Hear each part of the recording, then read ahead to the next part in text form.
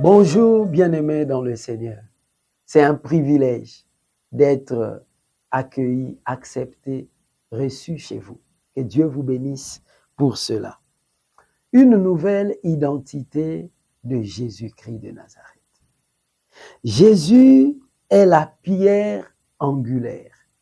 Éphésiens chapitre 2, versets 20 à 22. Vous avez été édifiés sur le fondement des apôtres et des prophètes, Jésus-Christ lui-même étant la pierre angulaire. En lui, tout l'édifice bien coordonné s'élève pour être un temple saint dans le Seigneur. En lui, vous êtes aussi édifiés pour être une habitation des dieux en esprit. Jésus étant la pierre angulaire. Nous, ses disciples, qui sommes-nous? Il est la pierre angulaire de la maison de Dieu. Et nous, ses disciples, nous sommes des pierres vivantes de construction. Et nous le lisons dans 1 Pierre, chapitre 2, versets 4 et 5. Je lis au nom de Jésus. Approchez-vous de lui, pierre vivante, rejetée par les hommes, mais choisie et précieuse devant Dieu. Il s'agit de Jésus-Christ, la pierre angulaire. Et vous-même, comme des pierres vivantes, édifiez-vous pour former une maison spirituelle, un saint sacerdoce, afin d'offrir des victimes spirituelles agréables à Dieu par Jésus-Christ. Ce texte nous rappelle le premier texte d'Éphésiens que nous avons lu.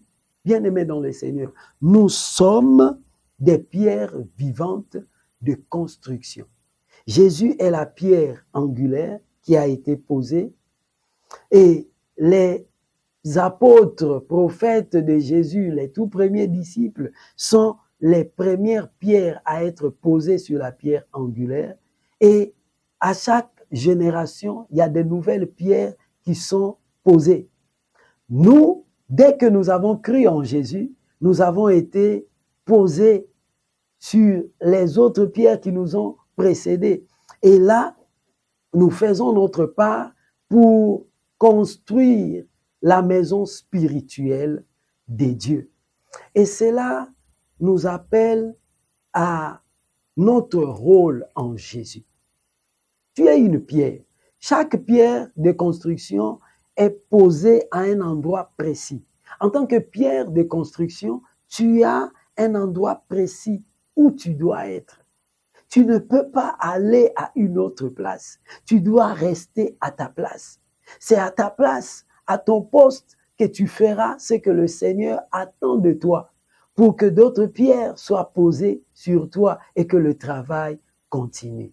Bien-aimé dans le Seigneur, as-tu déjà découvert quel est ton travail, le but de ta vie en Jésus?